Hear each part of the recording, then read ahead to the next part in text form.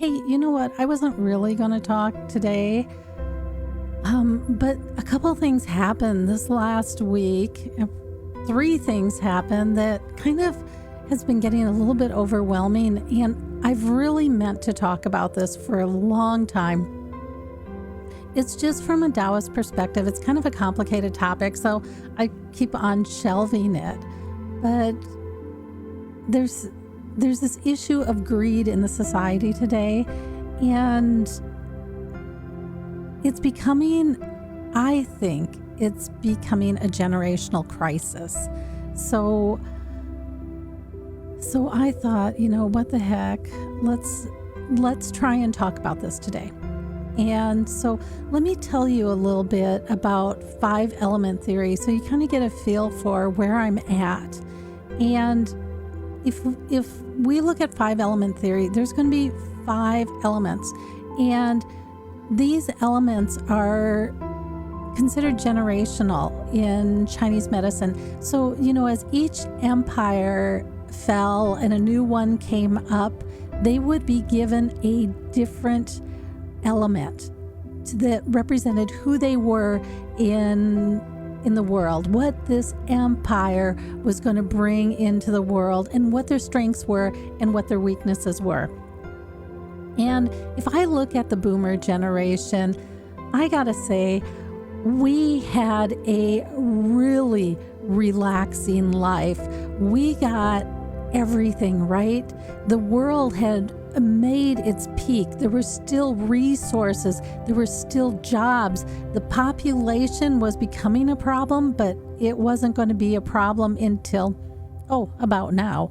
And so for my generation, and I am the tail end of the boomer, I'm like the 12th hour of the boomer generation. Give me another minute and I would have flipped over into the next generation.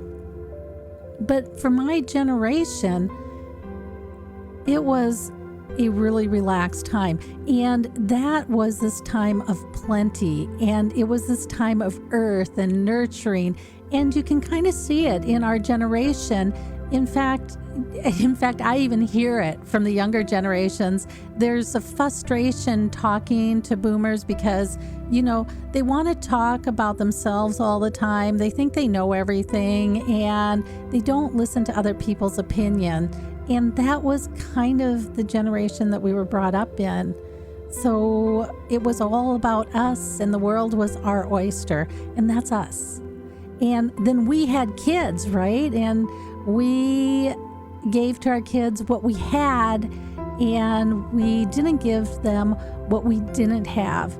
And one of the things that is, let me tell you. Okay, so earth flows into metal. So this next huge generation of about 20 years, so that would go down from 55 to 35 about, that generation is this amazing metal generation. And the metal generation has a lot of opportunities, but one of the problems is they came up in a society that was starting to experience lack of resources, was starting to experience lack of jobs, was starting to experience difficulty getting into colleges. Their world was very different than my world. They came up in a world of not enough. And one of the things that happens with the metal generation that's out of balance is their focus becomes really, really intense on things, on having things, on money. And if you go back to the earth generation, which was our generation, and let's be real, we were super out of balance. We got a lot of things. We were overstimulated. We were stuffed with things. So it's almost like we were gluttons of food. We had so many things. And what that can do on this earth generation is it can make you pretty selfish. And not saying anything, but my husband and I, we didn't have kids, and part of it was because we kind of thought we were pretty selfish, and we didn't think that we could effectively bring up children in this world. We just didn't see that we would be the best parents. So just being honest, and just trying to take ownership. But we were out of balance too. And that out of balance, you can see, just created this tremendous amount of gluttony in my generation. And they just cannot stop consuming. And it takes a lot of effort to stop consuming. So, we all have to face ourselves, but we have this next generation, which is this metal generation, which came up in a generation where there was just not enough. There was always not enough, and you were never good enough. You had to work so hard to get into college, to get recognized. And so there's this lack of support through the earth channel. So there's this lack of foundation in who you are. And it does come out as gluttony, but it comes out in gluttony in a different way. It comes out in gluttony as greed.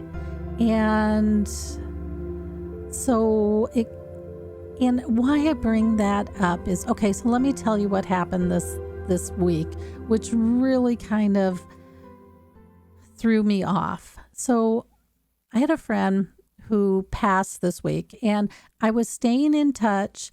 It was a husband and wife, and the husband had been sick for a long time. And there's an insurance that we have here. There's a large HMO here, and they are known for not providing health care. In fact, just refusing to give you health care. If you're sick, this is not the insurance that you want. But if you're healthy, then you can do this insurance because they're more than willing to do all the preventative stuff. But after preventative, they're like, yeah, we're not here, because after preventative, it's pretty expensive, and that's going to cut into our corporate salaries, and it's going to cut into the bonuses that we pay to our executives. So yeah, we can't do that. Okay, but that doesn't stop that there's a lot of people that are still using them because, guess why?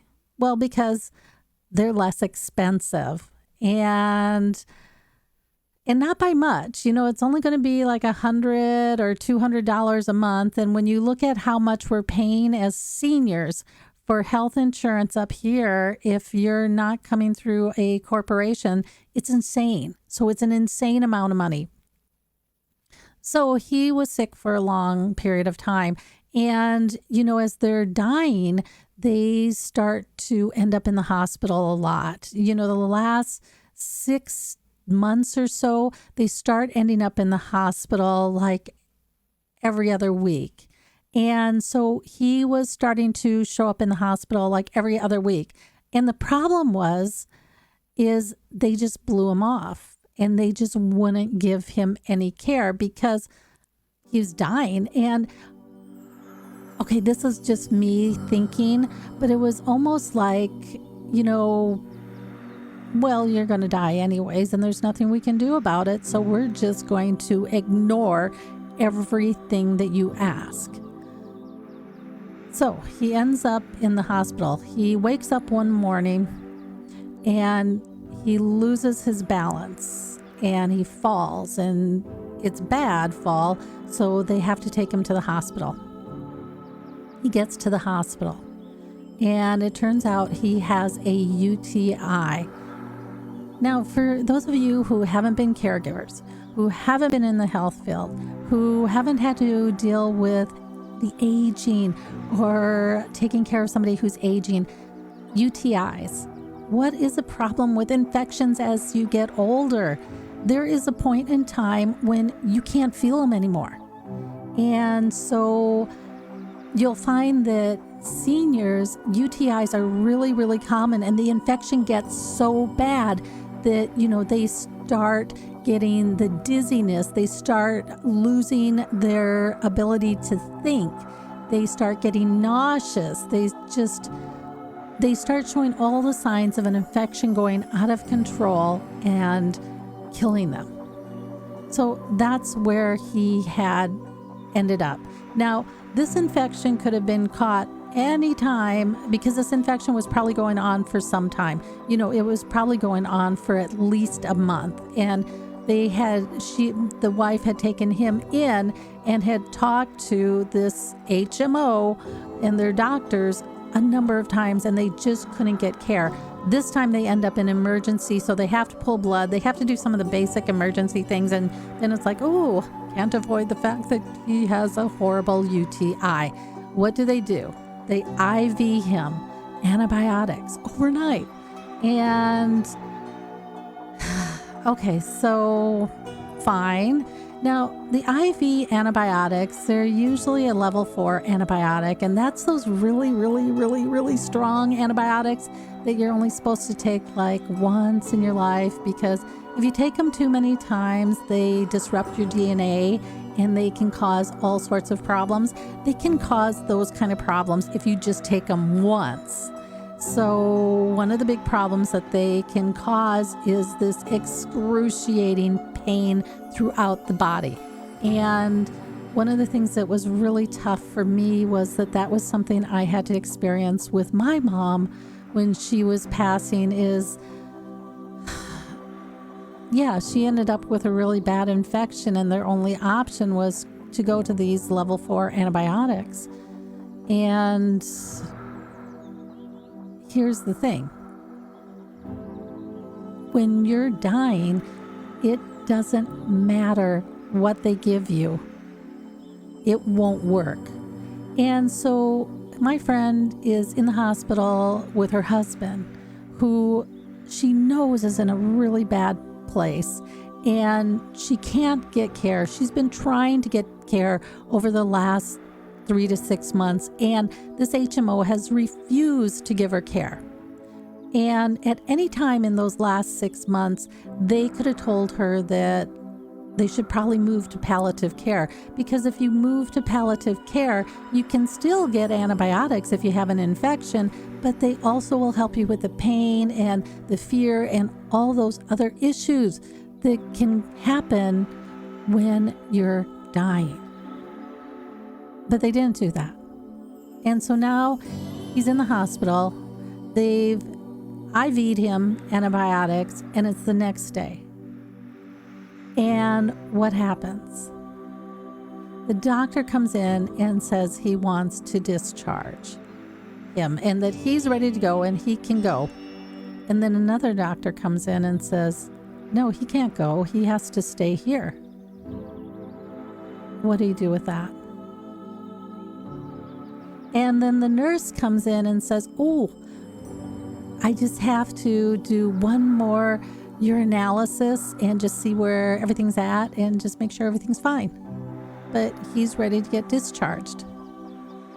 And so then she calls me and she tells me what's going on. And the thing is what really frustrated me is I cannot tell her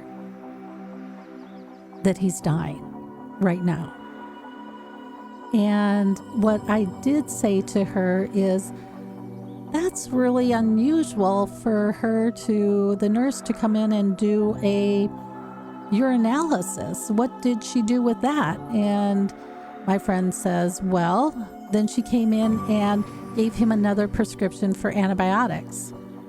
I said, that's really unusual. It's you can't really define what antibiotics you're using unless you test the bacteria before you start giving antibiotics. So that's kind of an unusual thing to do. And I think that's something that maybe you should talk to the doctor about before you take him home. And one of the things that really frustrated me, because this is what I had to deal with my sister too, is the doctors were not telling her what was going on, and they left me in a really horrible position. Well, it's not my responsibility to tell my friend that her husband is dying right now. It is the HMO, it's her doctor's responsibility to tell her that. And let's be real, she has dealt with so much death that they know when someone's dying. And they just didn't want to do it. Now, here's where I get really upset. because if they did tell her that he was passing, then there is a responsibility to pay for hospice. And, again, this HMO is really adamant about not paying for anything. And so I think that they basically, obviously they wouldn't know. They're a doctor, they're trained, they know that the person is dying. They know that if they do a urinalysis and it shows that the infection is worse, that the level 4 antibiotics have failed and they're no longer working, that there is no solution. And giving them another antibiotic is not a solution.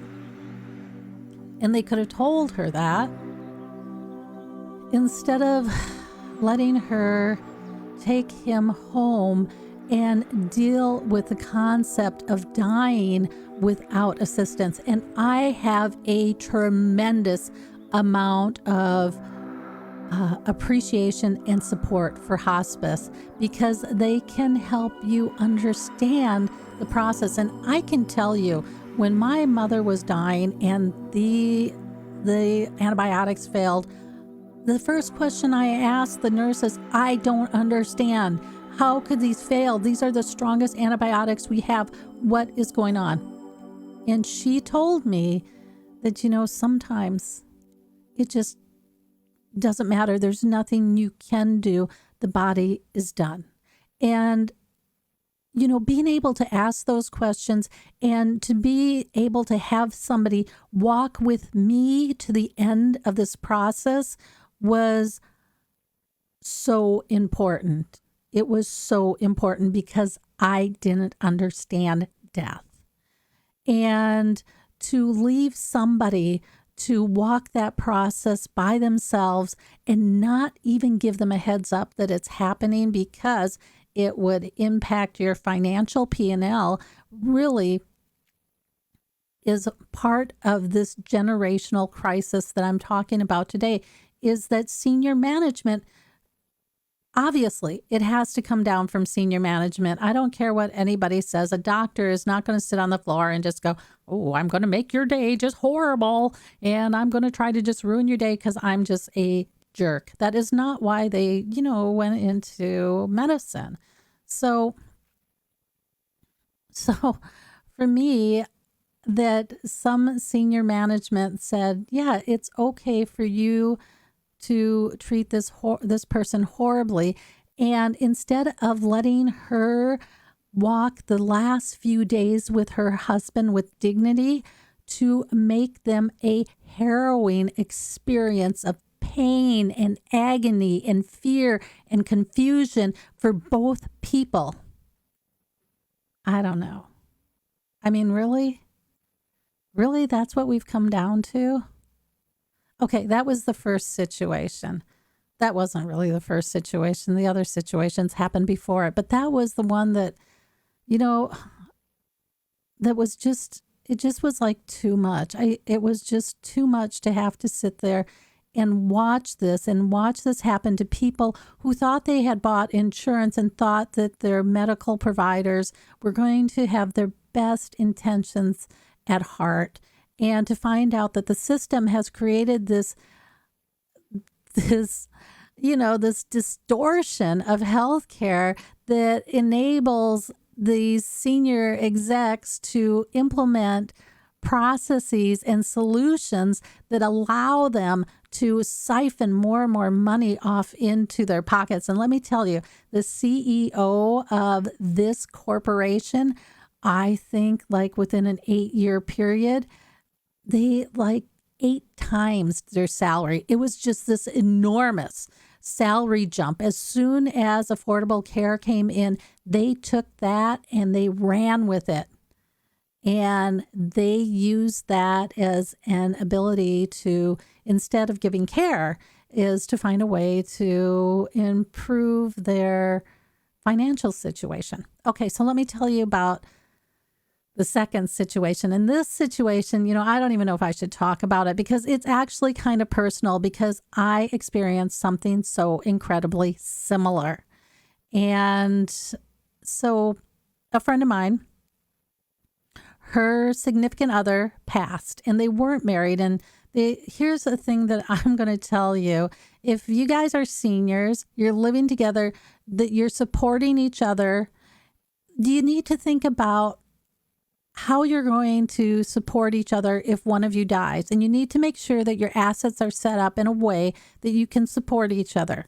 So here's these two, and they've been living together for, 20, 30 years. And she's been taking care of him because heavy smoker, a bit of a drinker. So he wasn't in the best of health. And both really, really nice, great people. And he wanted to move back to be closer to his son. Okay, so they move back, and then he passes. And I'm not sure what all went on with the will. It's crazy. But what ends up happening is I didn't know he had passed yet. And all of a sudden I get a text message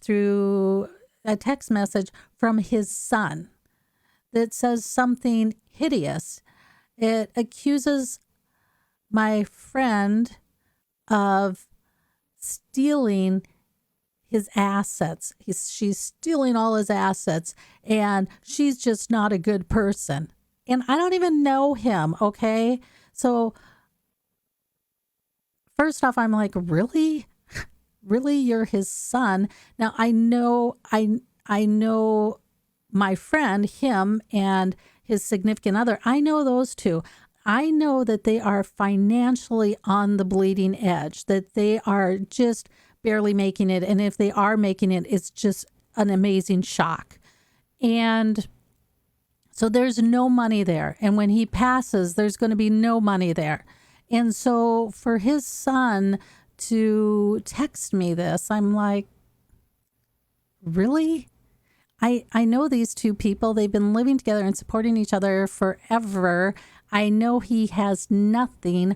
What do you mean that she is stealing all his assets? And so I end up texting him back, and I wasn't very nice about it. I just said, hey, you know what?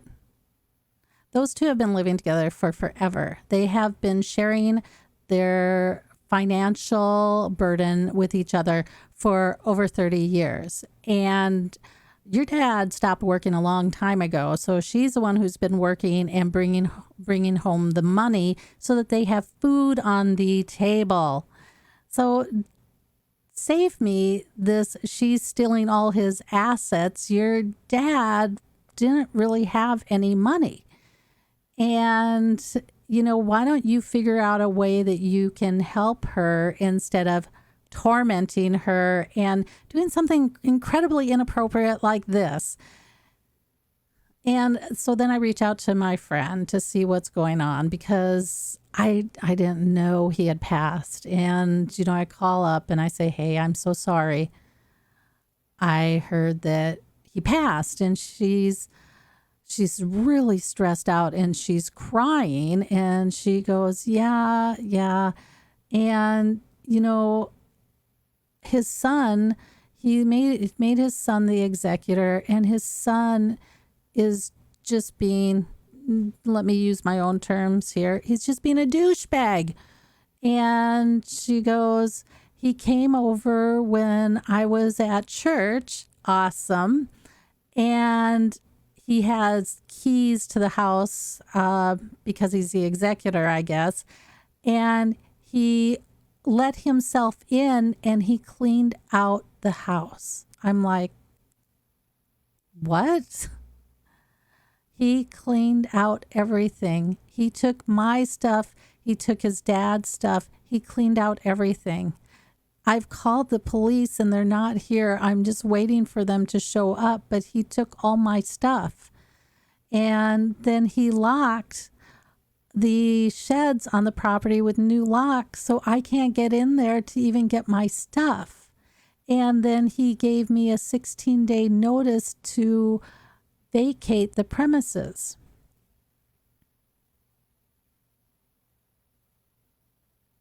So this is something that's really, really personal to me because I took care of my mother. And what happened is her significant other, he passed too, and they hadn't gotten married. And he had made one of his daughters the executor of the will. And I didn't think anything of it. She seemed pretty reasonable. She had a good position in corporate America. She was like a research something. So, I just thought it wouldn't be a problem. Who thinks that, right? And it wasn't until later that I started reading so many articles about how this generation of kids, the 35 to 55, how they are just ruthless about stealing money from their parents, about emptying savings accounts, about trying to swindle everybody out of any assets. Okay, so for my mom, the will was pretty clear on how the assets were going to get divided and who had what responsibility. So I just didn't think there was a problem. There was. There ended up being a huge problem. So this was another one of these situations where my mother's significant other, he basically was almost broke. He basically had nothing. The only reason why he had something is because my mom had been taking care of him for the last 10 years. Otherwise, he would have ended up in a home to be taken care of and all his assets would have been gone. There would have been zero left. So she had been taking care of him. And of the minuscule assets that he had left, he had divided them evenly between my mother and his daughters who were working and were financially secure. My mother's not financially secure. What the daughters did is they basically, their goal was, they figured my mom was going to pass fairly soon. And they were right. She did pass. And what they were hoping is that they could just hold off on executing the will until she passed, and then they just wouldn't execute the will and they'd keep everything. Oh my gosh, right? Well, it was worse than that. So right after their dad passed, they sunbird down in Arizona. So they weren't at his house. They flew in. It's like the dead of winter. They fly in to their dad's house and they go and get their neighbor who has keys to the house while their dad is gone. And being that they grew up together, they have him open up the sheds, and they had already worked this out. They had set it up so that there was a cell. There was that they had a sale that they had already had the stuff sold within days of him passing. Now, the thing is, okay, that stuff probably would have reverted to them, but the house and everything in it was under my mother's care, and she needed some of that equipment to take care of the house after he had passed, things like lawnmowers, just things that you use to take care of the facilities. And they had taken them and sold them all. And so, and some of that stuff wasn't even his that they sold. So I didn't know about this because they just snuck in the dark of the night.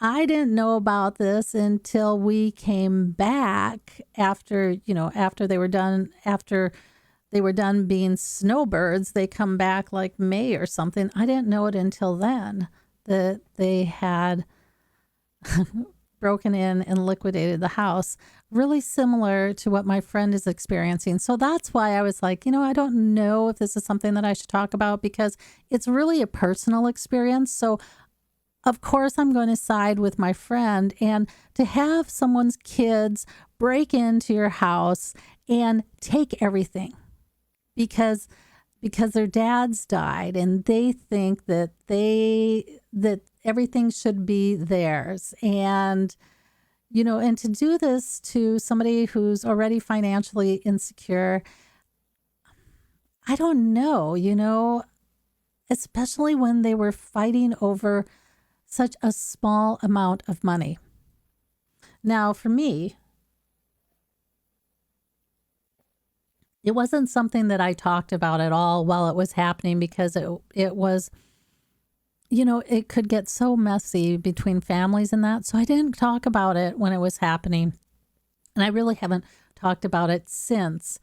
But my mom talked about it and my sister talked about it. And it got back to their grandmother, who actually was wealthy. And she asked the relatives about it, what's going on, that she heard that there was a lot of things going on with my mother. And it was super hideous. Some of the things they were doing, I mean, it would just take me days to explain the level of hideous that these two girls went to just torment my mother. And so I guess she ended up writing them out of the will. And I was thinking to myself, my sister and I would always talk about this because we couldn't figure out if they were stupid or if, we just couldn't figure out why they were focusing so much on this really little amount of money that their dad had, and why they were literally stealing as much as they could, because it was such a pittance to what their grandmother was going to give them.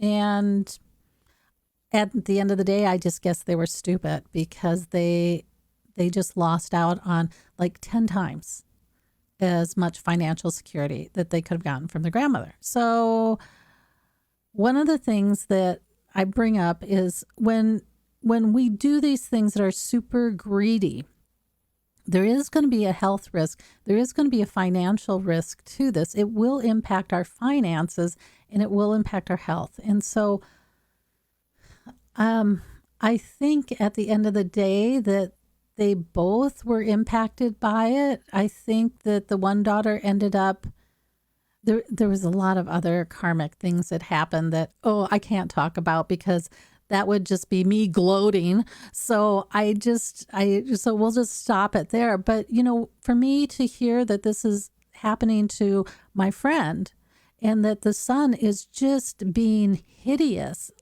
There's no point in going in, breaking into someone's house and cleaning out crap, right? Cleaning out used crap. Why do you need to do that? You don't. Nobody wants that used crap anyways. I know, because I had to clean out my mother's house after her and her significant other passed, and nobody wants that stuff. It was nice stuff back in the 80s when that generation was booming, but it's not nice stuff today. Nobody wants it. So that was the second thing that happened. And then the third thing is I'm doing an episode for my YouTube channel on Lake Powell, going out to visit Lake Powell. And one of the things that's happening there is the water crisis, right? And why we went to visit Lake Powell is I was there in the 90s when there wasn't a water crisis, when it was truly an amazing, beautiful place. Still an amazing, beautiful place. But there's a serious water crisis going on right now. That Colorado River, that at the Glen Canyon Dam, is almost at what they call dead pool. The water level has dropped so low that it is 30 feet, 35 feet above dead pool. It is 35 feet above the point where it can no longer let water through the dam and it can no longer give hydroelectric power. So what's the problem with that? Well, dead pool, 4 million people are currently relying on water from the Colorado River. And where I used to live in Phoenix, Arizona, there's a city out there, Scottsdale. And Scottsdale, Arizona was trucking water to the city of Rio Verde, which is a little bit north of them. because Rio Verde did not have a water system in place. It's been years. It's been years that Scottsdale has been telling Rio Verde, you need to get a water source. And they're like, yeah, I don't think so. We're just going to sit here and wait until it's a massive crisis. And that's what they did. In Scottsdale, Arizona's gone to level 2 water restrictions. And so Scottsdale had to cut off Rio Verde because their city charter was to supply water to Scottsdale residents and not to give water to non-Scottsdale residents. Now, if you're a builder in Arizona, you are supposed to build with a 100-year plan for water. They didn't do that in Rio Verde because, builders have been just going hog wild and they've been building homes wherever they can find a piece of land to build it. So that's okay, except now when there's water crisis, if you don't have water, you end up with a home that has no water. And I personally don't think that's a very sellable home. I mean, that's not the first home that I'm going to look at to buy. So Rio Verde, and it's a high-end neighborhood too. Rio Verde is now out of water. The builders build all these homes without a 100-year plan. And so there's a crisis going on. And so now they want to talk because Scottsdale's turned them off. So now they want to talk. And here's where you see it again. There is a huge water crisis going on in the Southwest right now. So let me tell you what will happen. So let's say that we can't significantly reduce the water we're using because we're still, even at a level 2, we're still pulling out more water than what's coming in there. So this is going to continue to go down. So if we continue on the path that we're on and we can't put in aggressive conservation methods right now, what's going to happen is that river is going to hit dead pool. And we're not going to be able to let water downstream. And where does water downstream go? Lake Mead, which is also, that dam is also about to hit dead pool. So let's talk about where this water is going.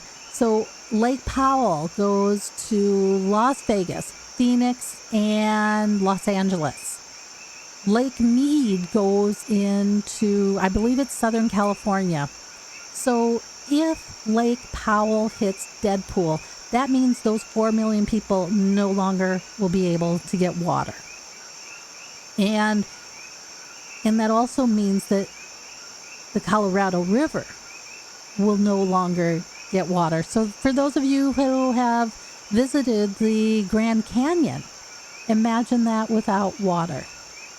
I mean, I think I have to go visit it because I'm curious how low that river is now, because I remember hiking that back in the 90s. And that river was so fast, so cold, you couldn't swim in it because it would take you away and you would die. So nobody swam in it. And I'm really curious what the water level is on the Colorado River in the Grand Canyon now. So I'm thinking that I need to visit that too.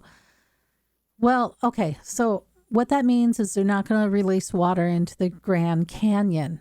And what that means is that all that water, that whole area begins to die. Now, without water going down to Lake Mead, that dam will reach dead pool even quicker.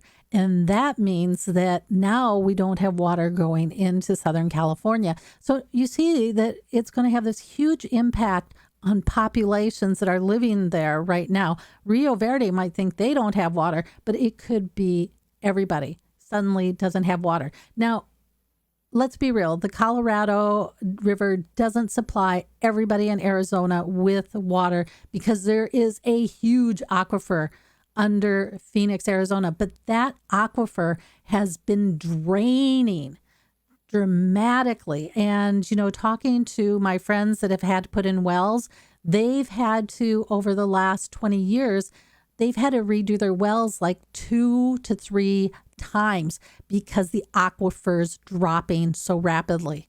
Okay, so what does that mean? There's bigger ramifications to this.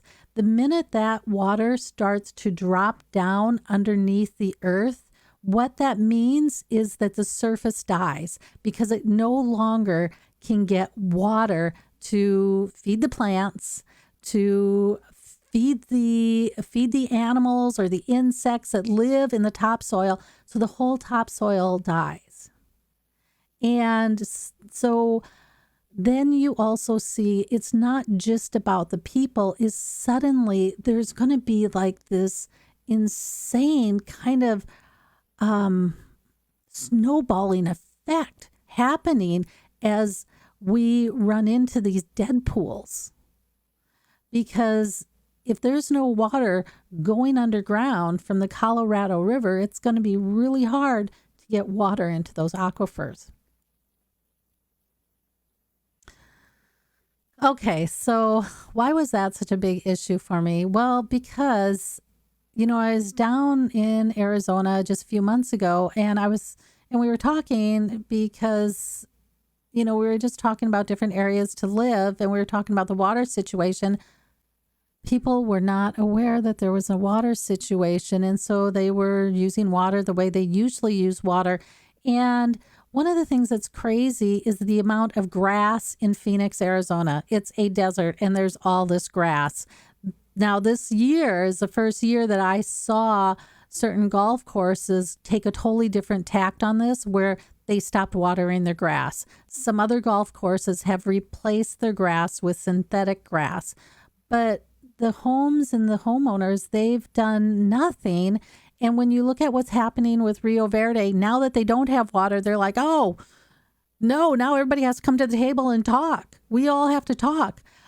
Yet the conversation should have happened a long time ago about how do you conserve water? And that's a conversation that we really have to start having right now. And it has to be aggressively, how do you conserve water? Because if these rivers run into dead pools, the ramifications are so much greater than 4 million people being out of water.